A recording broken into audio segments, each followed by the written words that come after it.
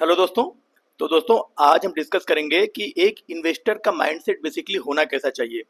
Actually दोस्तों, क्या है ना कि मेरे बहुत सारे ऐसे दोस्त हैं, बहुत सारे ऐसे फ्रेंड्स हैं जो कि जब मैं किसी कंपनी के बारे में डिस्कस करता हूँ, उनके साथ डिस्कशन करता हूँ, तो वो क्या करते हैं कि वो जनरली उस कंपनी का बिजनेस मॉडल तो बहुत कम लोग जानते हैं, लेकिन जनरली उनका माइंडसेट क्या होता है कि वो किस वैल्यूएशन पर हमको अवेलेबल है। वो जनरली उसका प्राइस टू अर्निंग रेशियो जा करके देखते हैं। एंड इसके बाद वो क्या करते हैं कि उसका देखते हैं कि कहीं वो ऑल टाइम हाई पर तो नहीं है कंपनी। और अगर कहीं कंपनी ऑल टाइम हाई पर है तब फिर वो और लेने में डरते हैं, बोलते हैं कि अरे ये तो company already all time high पर है और आप बोल रहे हो कि इसको खरीद लो। तो दोस्तों, मैं उन लोगों से यही कहता हूँ हमेशा कि देखिए, कंपनी का जो वैल्यूएशन है उसके ऊपर मत जाइए, जो उसका पी रेशियो है उसके ऊपर मत जाइए। अगर आपको किसी चीज़ पर जाना ही है तो आप उसका 1 ईयर फॉरवर्डेड या 2 year forwarded price to earning ratio निकाल करके देखिए, या उसका price to earning growth ratio निकाल करके देखिए 1 ईयर फॉरवर्डेड बेसिस पर। तब आपको समझ में आएगा कि कंपनी का एक्चुअल वैल्यूएशन क्या है।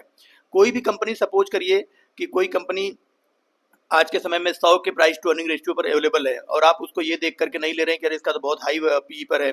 और कंपनी में अगर ग्रोथ मान लीजिए 100 का या दो 200% से कंपनी ग्रो कर रही है, तो आप समझिए कि उसका प्राइस टू अर्निंग रेशियो 1 साल के बाद क्या होने वाला है।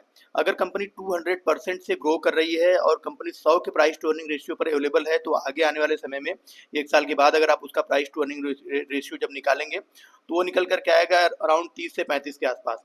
और अगर आप उसका मान लीजिए कंपनी 100% के ग्रेथ से ग्रो कर रही है और कंपनी का करंट पी 100 है, तो 1 साल बाद उसका फॉरवर्डेड पी हो जाएगा 50। तो आप ये समझ के लीजिए कि कंपनी 50 के पी पर आप खरीद रहे हैं। बेसिकली क्या है, देखिए दोस्तों, हम कंपनी के पास्ट में तो पैसा लगा नहीं रहे और कंपनी का जो करंट चल रहा है आप इसके लिए भी पैसा नहीं लगा रहे। आप मेजर जो पैसा आप लगा रहे हैं वो लगा रहे हैं कंपनी के फ्यूचर के ऊपर।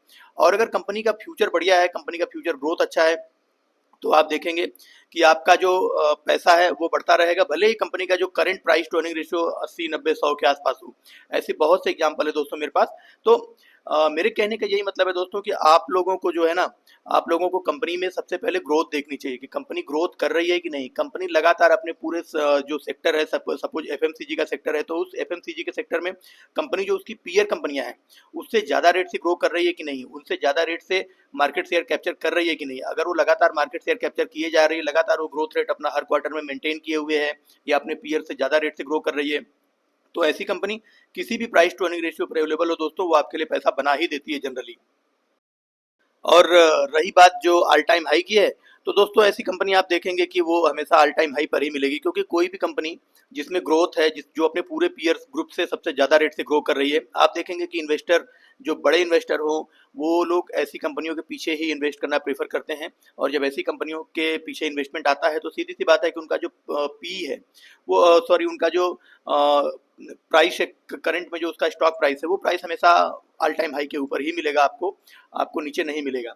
तो दोस्तों, दोनों ही कंडीशन में, चाहे कंपनी का जो करंट शेयर प्राइस है वो ऑल टाइम हाई हो या उसका प्राइस टू अर्निंग रेशियो 80 90 100 के आसपास हो, आप लोगों को ये देखना चाहिए कि कंपनी में ग्रोथ कैसी है।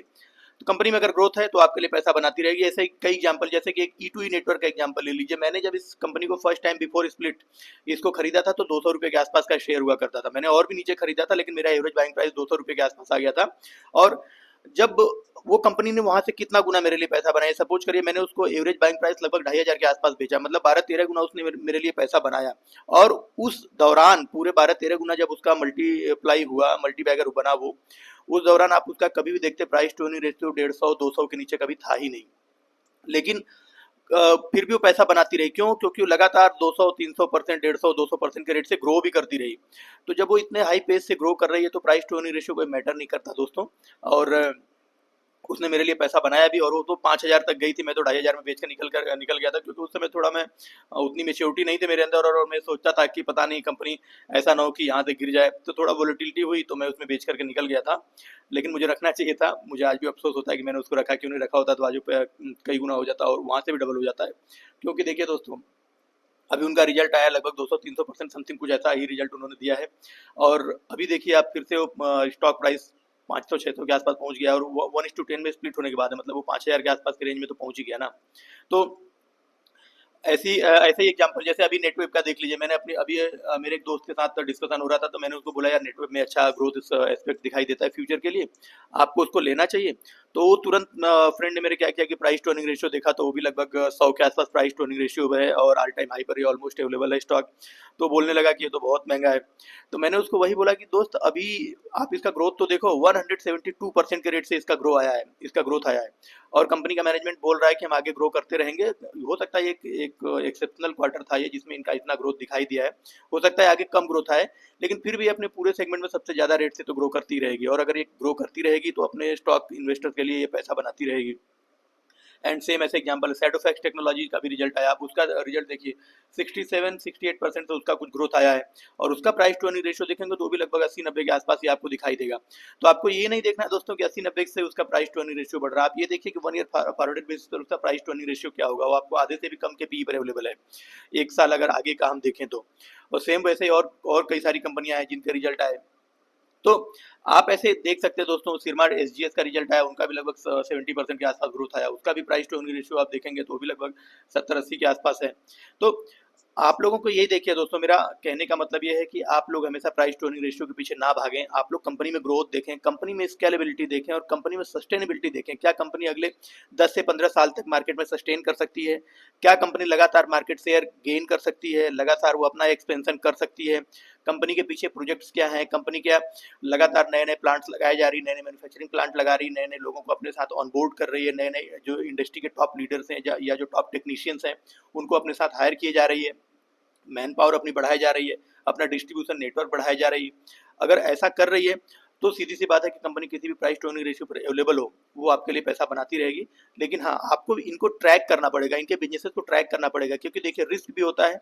रिस्क वही होता है जितनी तेजी से बिजनेस ग्रो करती है, अगर वो अपनी ये ग्रोथ रेट है उसको मेंटेन नहीं कर पाएगी, तो मार्केट का जब बुरा साइकिल शुरू होगा तो सबसे पहले ये कंपनियां गिरती भी हैं। तो आपको वो देखते रहना पड़ेगा कि कंपनी में ग्रोथ आ रही है and company market share capture कर रही है, और अगर बुरा साइकिल आता है तो आप वो वहाँ से निकल भी सकते हैं, और जब नीचे मिले तो आप फिर से उसको ले सकते हैं अगर क्वार्टरली रिजल्ट उसके बेटर आ रहे हैं तो।